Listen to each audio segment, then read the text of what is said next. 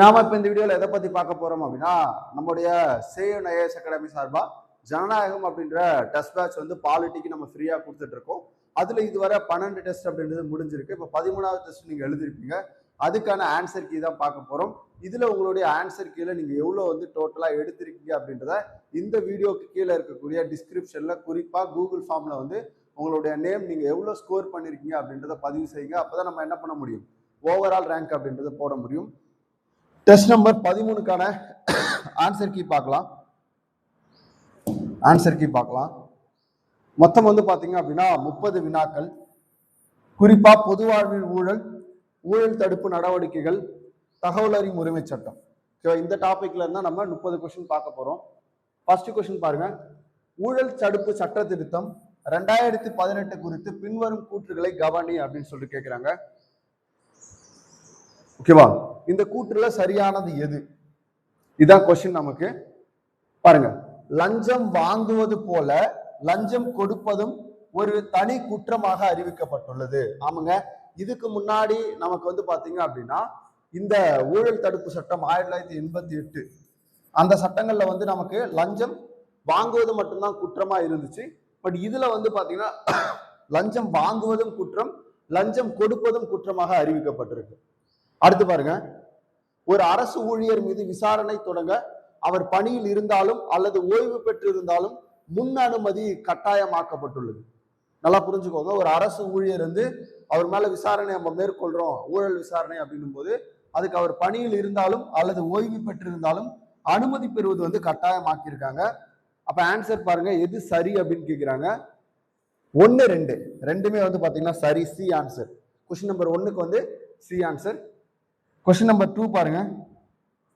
மத்திய விழிப்புணர்வு ஆணையம் சிவிசி, சென்ட்ரல் விஜிலன்ஸ் கமிஷன் பத்தியான கூற்றுகளை ஆராய்க அப்படின்னு சொல்லிட்டு கேட்கிறாங்க.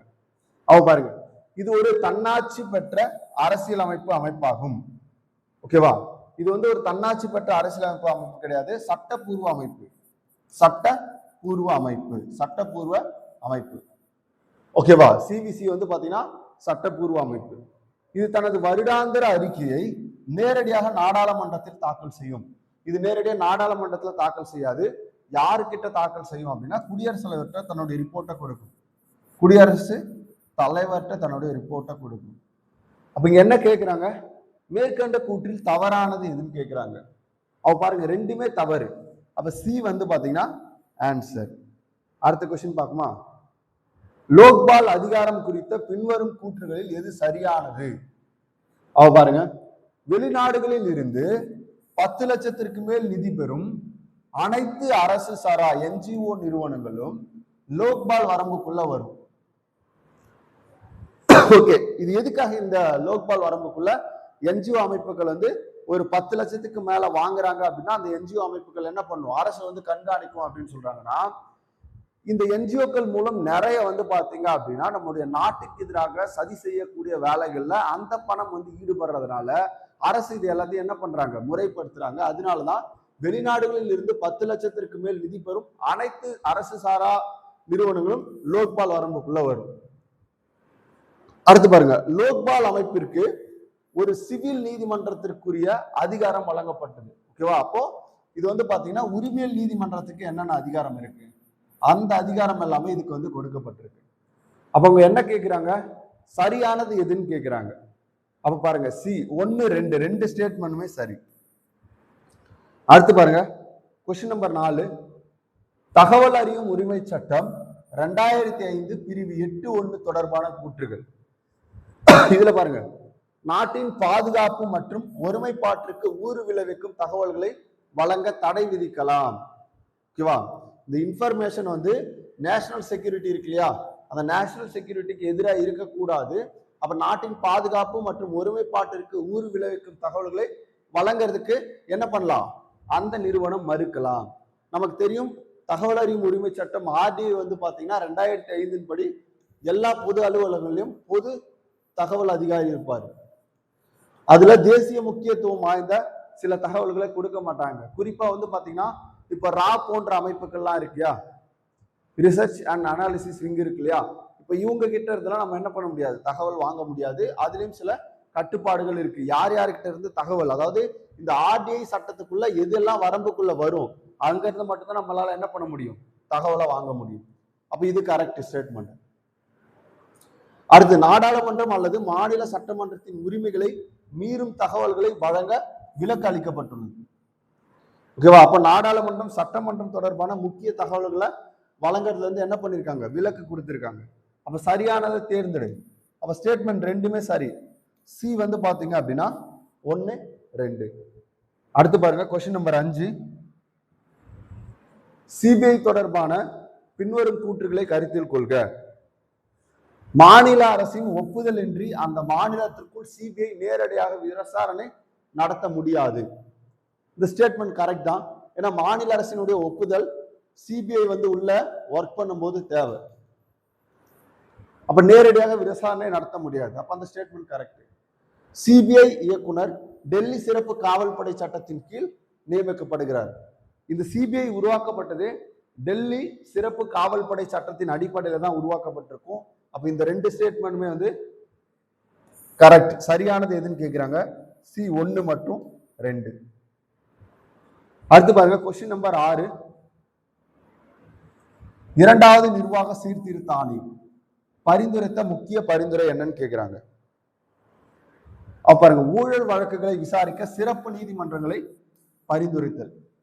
ஓகேவா? அப்போ வந்து பாத்தீங்க அப்படின்னா இந்த கமிஷன் இருக்கு இல்லையா, அதாவது வந்து பாத்தீங்கன்னா இரண்டாவது நிர்வாக சீர்திருத்த ஆணையம், இந்த சீர்திருத்த ஆணையத்தினுடைய முக்கிய பரிந்துரைகளை ஊழல் வழக்குகளை விசாரிக்கிறதுக்கு சிறப்பு நீதிமன்றங்களை ஏற்படுத்தணும் அப்படின்னு சொல்றாங்க. குறிப்பா எம்பி எம்எல்ஏ இவங்களுடைய ஊழல் வழக்கெல்லாம் விசாரிக்கிறதுக்கு சிறப்பு நீதிமன்றம் வேணும்.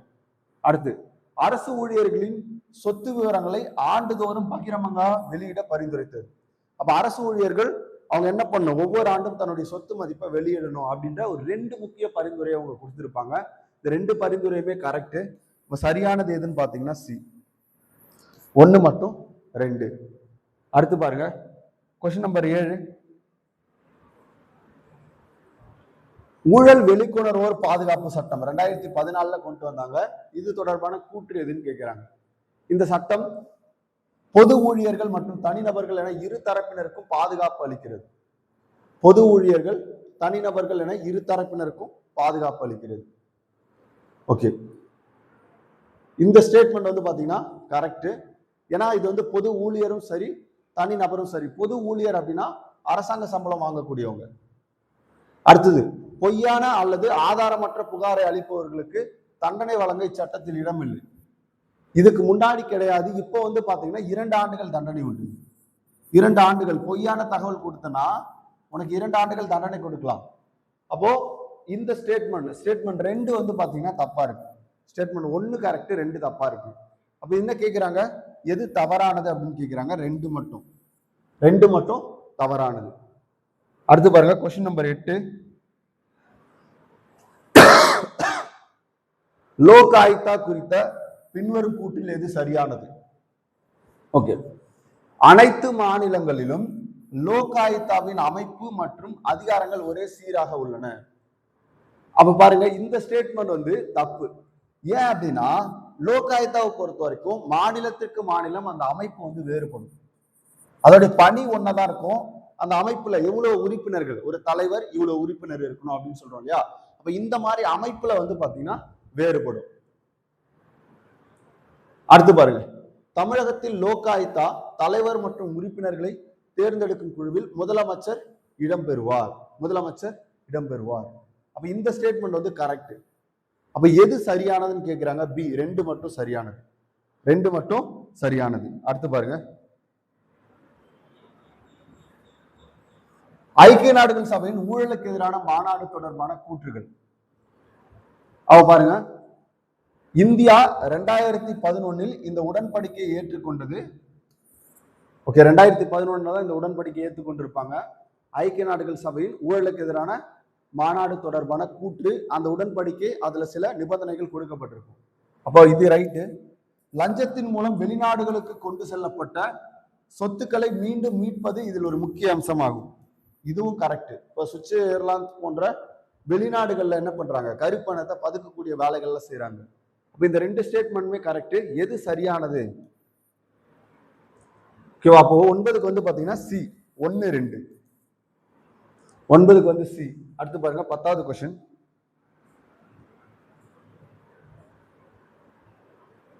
ஓராக் குழு அறிக்கை 1993 எதை விவரிக்கிறது?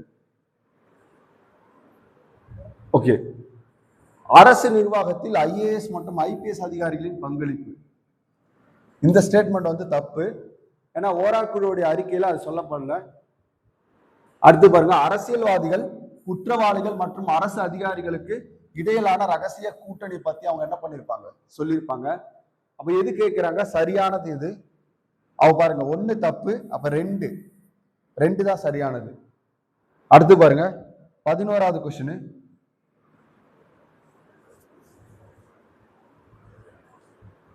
சிபிஐ மற்றும் அதன் கண்காணிப்பு அதிகாரம் குறித்த பின்வரும் கூற்றுகளை கவனி. ஊழல் தடுப்பு சட்டத்தின் கீழ் வரும் குற்றங்களை விசாரிக்கும் போது சிபிஐ மத்திய விழிப்புணர்வு ஆணையத்தின் மேற்பார்வையின் கீழ் செயல்படும்.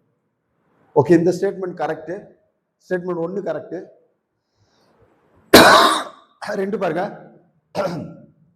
ஊழல் அல்லாத பிற குற்றங்களை விசாரிக்கும் போது சிபிஐ மத்திய உள்துறை அமைச்சகத்தின் நேரடி பார்வையின் கீழ் செயல்படும். இந்த ஸ்டேட்மெண்ட் தப்பு. அடிக்கடி क्वेश्चनல கேட்பாங்க, எந்த அமைச்சகம் அப்படின்னு பாத்தீங்கன்னா பணியாளர் அமைச்சகம். பணியாளர் அமைச்சகம். ஓகேவா? அப்ப ஊழல் அல்லாத பிற குற்றங்களை விசாரிக்கும் போது சிபிஐ பொறுத்த வரைக்கும் சிபிஐ கீழே நிறைய பிரிவுகள் இருக்கு. அப்ப அந்த பிரிவுகள் அடிப்படையில குற்றத்தினுடைய தன்மைக்கு ஏற்ற மாதிரி அவங்க என்ன பண்ணுவாங்க, விசாரணை செய்வாங்க. அப்ப ஊழல் விசாரணை செய்யும் போது அவங்க என்ன பண்ணுவாங்க, சிபிசியோடைய அந்த மேற்பார்வை கீழே விசாரிப்பாங்க. ஆனா ஊழல் அல்லாத குற்றங்களை விசாரிக்கும் போது அவங்க பணியாளர் அமைச்சகத்தின் கீழே தான் என்ன பண்ணுவாங்க, தன்னுடைய விசாரணையை மேற்கொள்வாங்க. இங்க உள்துறை அமைச்சகம் இருக்கு. இந்த ஸ்டேட்மெண்ட் தப்பு. அடுத்து பாருங்க, சிபிஐ ஒரு சட்ட ரீதியான அமைப்பு அல்ல. ஓகேவா? சிபிஐ வந்து ஒரு சட்ட ரீதியான அமைப்பு அல்ல. சட்டப்பூர்வ அமைப்பு, சட்ட ரீதியான அமைப்பு கிடையாது. அப்ப இது வந்து பாத்தீங்க அப்படின்னா கரெக்ட். சிபிஐ ஒரு சட்ட ரீதியான அமைப்பு அல்ல. ஓகேவா? இப்ப இந்த ஸ்டேட்மெண்ட் வந்து கரெக்ட். அவ பாருங்க, மேற்கண்டவற்றில் எது சரியானதுன்னு கேட்கிறாங்க. அப்ப 1 3 சரி. ஸ்டேட்மெண்ட் 1 3 சரி, 2 தப்பு. ஏன்னா அது பணியாளர் அமைச்சகத்தின் கீழே வரணும். அடுத்து பாருங்க, क्वेश्चन நம்பர் 12.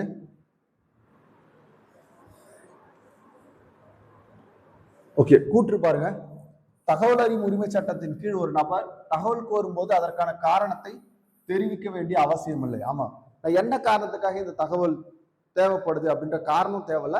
நம்ம தகவல் கேட்டா போதும், அந்த தகவல்ல என்னென்ன பெற வேண்டும் அப்படின்றத சொன்னா போதும். ஓகேவா? காரணம், இச்சட்டம் தகவல் அறியும் உரிமை என்பது குடிமக்களின் அடிப்படை உரிமை பிரிவு 19 ஒரு பகுதியாக அங்கீகரிக்கப்பட்டுள்ளது. ஆமாங்க, தகவல் அறியும் உரிமை வந்து ஆர்டிகல் 19 நமக்கு 6 அடிப்படை உரிமைகள் கொடுத்திருப்பாங்க. அதுல வரக்கூடிய சுதந்திரத்துல தான் இந்த பிரிவு 19 தகவல் அறியும் உரிமை அப்படின்றதும் வரும். அப்போ கூற்றும் சரி, காரணமும் சரியா தான் இருக்கு.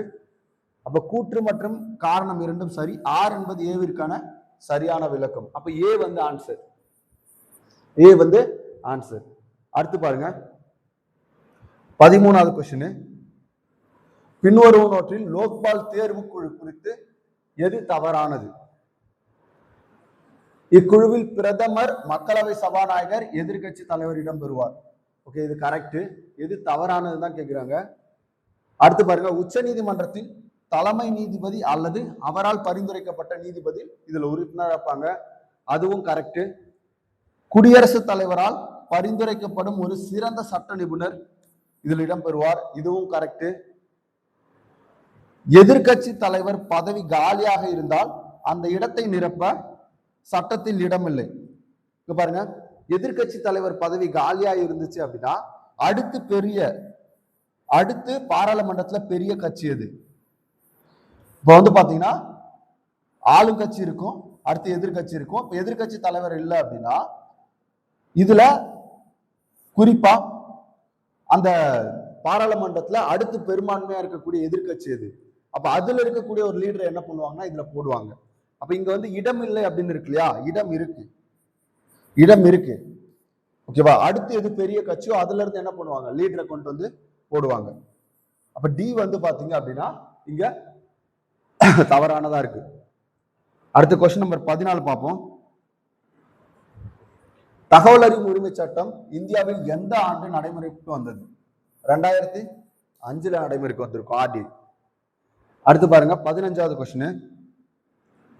மத்திய தகவல் ஆணையரை நியமிக்கும் குழுவின் தலைவர் யார் அப்படின்னு சொல்லிட்டு கேட்கிறாங்க. மத்திய தகவல் ஆணையத்தை பொறுத்த வரைக்கும் அதை நியமிக்கக்கூடிய குழுவின் தலைவராக பிரதமர் வந்து இருப்பாரு. அடுத்து பாருங்க 16வது கொஸ்டின்.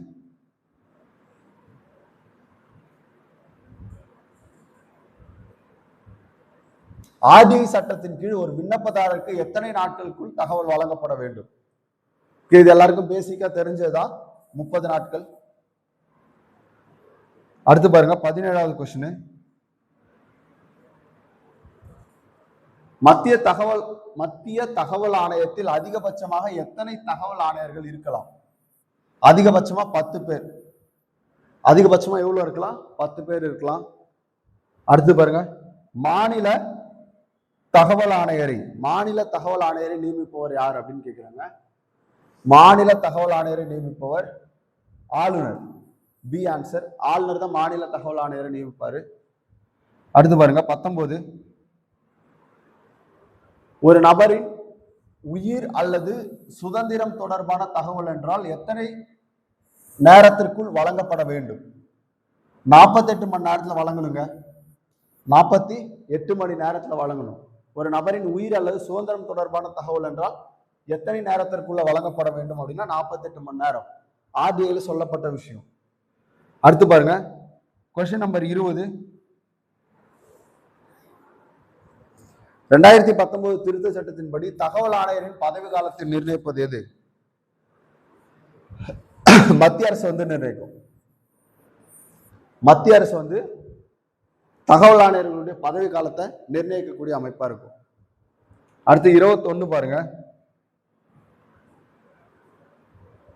ஆர்டிஐ சட்டத்தின் கீழ் தகவல் பெறுவதற்கு விண்ணப்ப கட்டணம் செலுத்த தேவையில்லாதவர்கள் யாரு?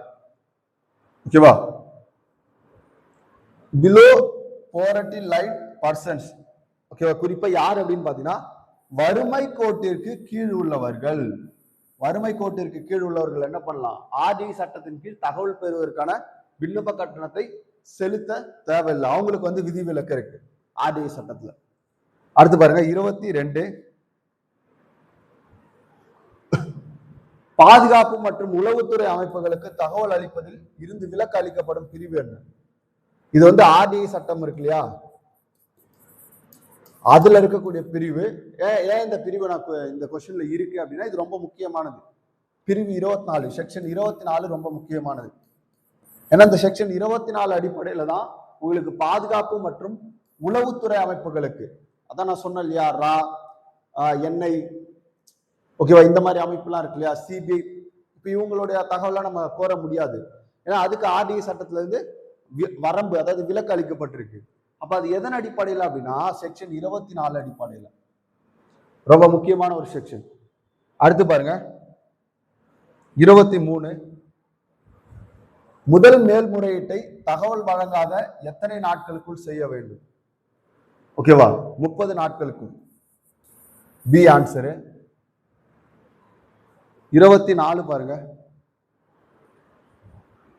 24 பொறுத்த வரைக்கும் உங்களுக்கு என்ன கேட்கிறாங்கன்னா முதல் மேல்முறையீட்டை அதிகாரி வழங்கிய தீர்ப்பில் அதிர்த்திருந்தால் எத்தனை நாட்களுக்குள் இரண்டாவது முறையீடு செய்ய வேண்டும் அப்படின்னு கேட்கிறாங்க. இரண்டாவது முறையீடை பொறுத்த வரைக்கும் உங்களுக்கு 60 நாட்கள். இரண்டாவது மேல்முறையீடு வந்து 60 நாட்களுக்குள்ள செய்யணும். அடுத்து பாருங்க 25. ஓகே 24 முதல் மேல்முறையீடு அதிகாரி வழங்கிய தீர்ப்பில் அதிர்த்திருந்தால் எத்தனை நாட்களுக்குள் இரண்டாவது மேல்முறையீடு செய்யணும்? ஓகே செகண்ட் அப்ளை வந்து பாத்தீங்கன்னா ஃபர்ஸ்ட் வந்து 30. ஓகே 90 நாட்கள்ங்க. ஓகே தப்பா சொல்லிட்டேன், 90 நாட்கள். ஓகே இது வந்து சி தான் ஆன்சர். ஓகேவா? 24க்கு ஆன்சர் என்னன்னு கேட்டா சி 90 நாட்கள். ஏன்னா இரண்டாவது மேல்முறையீடு வந்து பாத்தீங்கன்னா 90 நாட்களுக்குள்ள நம்ம செய்யலாம். ரொம்ப முக்கியமானது. அடுத்து பாருங்க 25. மத்திய கண்காணிப்பு ஆணையம் தொடர்பான பின்வரும் கூற்றுகளை ஆராய்க. மத்திய கண்காணிப்பு ஆணையம் தொடர்பான பின்வரும் கூற்றுகளை ஆராய்க. சந்தானம் கமிட்டியின் சந்தானம் கமிட்டியின் பரிந்துரை பேரில் இது உருவாக்கப்பட்டது. மத்திய கண்காணிப்பு சிவிசி வந்து பாத்தீங்கன்னா 62ல அமைக்கப்பட்ட சந்தானம் கமிட்டி இருக்கு இல்லையா, ஊழலுக்கு எதிராக அமைக்கப்பட்ட சந்தானம் கமிட்டி அடிப்படையில் தான் அது உருவாக்கப்பட்டிருக்கும். அந்த ஸ்டேட்மெண்ட் கரெக்ட். இது ஒரு அரசியல் அமைப்பு சார்ந்த அமைப்பாகும். சட்டப்பூர்வ அமைப்புங்க, சட்டப்பூர்வ அமைப்பு. அப்ப இந்த ஏரியா தப்பு. அப்போ ஸ்டேட்மெண்ட் 2 தப்பு. இதன் தலைவர் மற்றும் உறுப்பினர்களை குடியரசுத் தலைவர் நியமிக்கிறார். Statement 3 correct. என்ன கேட்கிறாங்க, மேலே உள்ளவற்றில் சரியானவை எது எவை அப்படின்னு கேட்கிறாங்க. அப்போ ஸ்டேட்மெண்ட் 1, 3 கரெக்ட். அப்போ ஸ்டேட்மெண்ட் 1, 3 கரெக்ட். C answer. அடுத்து பாருங்க 26. லோக்பால் அமைப்பு குறித்த பின்வரும் கூற்றுகளில் எது சரியானது? ஓகேவா? அவ பாருங்க, லோக்பால் தலைவர் உச்ச நீதிமன்றத்தின் முன்னாள் நீதிபதி அல்லது தகுதியுள்ள ஒருவரை நியமிக்கலாம். அப்ப ஸ்டேட்மெண்ட் 1 வந்து பாத்தீங்க அப்படின்னா கரெக்ட். இந்திய பிரதமரை விசாரிக்கும் அதிகாரம் லோக்பாலிற்கு எந்த சூழலிலும் கிடையாது. ஓகே, இதுக்கு வந்து பாத்தீங்க அப்படின்னா சில கண்டிஷன் படி இருக்கு. எந்த சூழலிலும் கிடையாதுன்னு கிடையாதுல்ல. இந்திய பிரதமரையும் என்ன பண்ணலாம், விசாரிக்கலாம் லோக்பால் நினைச்சதுன்னா. அப்ப இந்த ஸ்டேட்மெண்ட் தப்பு. இதன் உறுப்பினர்களில் 50% பேர் நீதித்துறை சார்ந்தவர்களாக இருக்க வேண்டும். இந்த ஸ்டேட்மெண்ட் கரெக்ட். அப்ப சரியான ஸ்டேட்மெண்ட் எதுன்னு கேட்கிறாங்க. அப்ப 1, 3 சரி, 2 மட்டும் தவறு. அப்ப சி ஆன்சர். C answer. அடுத்து பாருங்க 27வது கொஸ்டின்.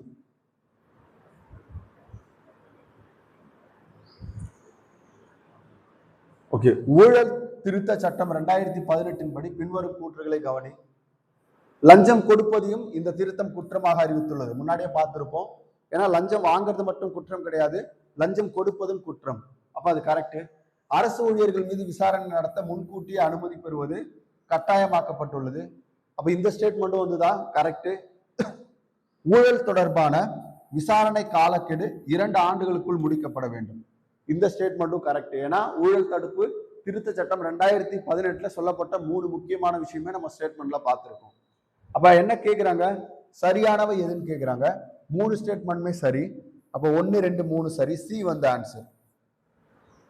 ஓகே, அடுத்து பாருங்க 28.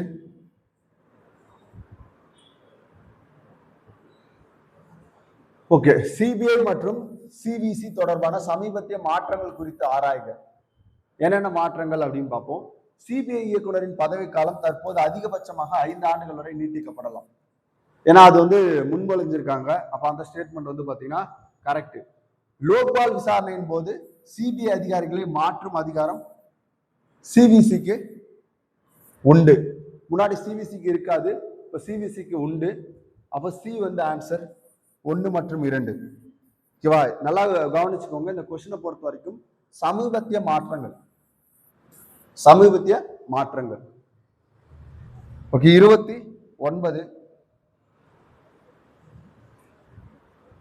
வெளிப்படுத்திகள் பாதுகாப்பு சட்டம் 2014. அதாவது ஊழல் வெளிக்கொணர்போர் சட்டம் சொல்லுவாங்க. ஊழல் வெளிக்கொணர்போர் சட்டம்.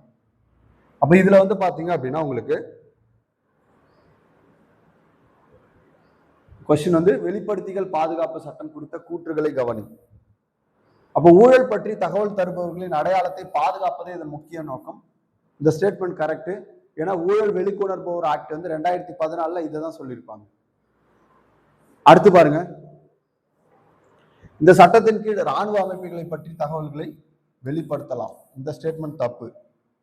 ஏன்னா ராணுவ அமைப்பு பற்றிய தகவல்லாம் சொல்லக்கூடாது, ரகசியம் காக்கப்பட வேண்டியது. தகவல் தருபவர்களுக்கு எதிரான வன்முறைக்கு தனி தண்டனை சட்டம் இச்சட்டத்தில் விரிவாக இல்லை. இதுவும் கரெக்ட். அப்போ 29க்கு வந்து பாத்தீங்கன்னா பி ஆன்சர். 29க்கு வந்து பி ஆன்சர். 1, 3. ஓகே, அடுத்து பாருங்க 30. நிர்வாக சீர்திருத்த ஆணையம். நிர்வாக சீர்திருத்த ஆணையம் பத்தி கவனி. ஓகே, முதல் நிர்வாக சீர்திருத்த ஆணையம் மொராஜி தேசாய் தலைமையில் அமைக்கப்பட்டது. ஓகே, இந்த ஸ்டேட்மெண்ட் கரெக்ட். 2வது வந்து வீரப்ப மொய்லி தலைமையில் அமைக்கப்பட்டது. இந்த ஸ்டேட்மெண்ட்டும் கரெக்ட். ஆளுமையில் அறநெறி எத்திக்ஸ் இன் கவர்னன்ஸ் என்பது இரண்டாவது நிர்வாக சீர்திருத்தத்தினுடைய முக்கியமான அறிக்கை.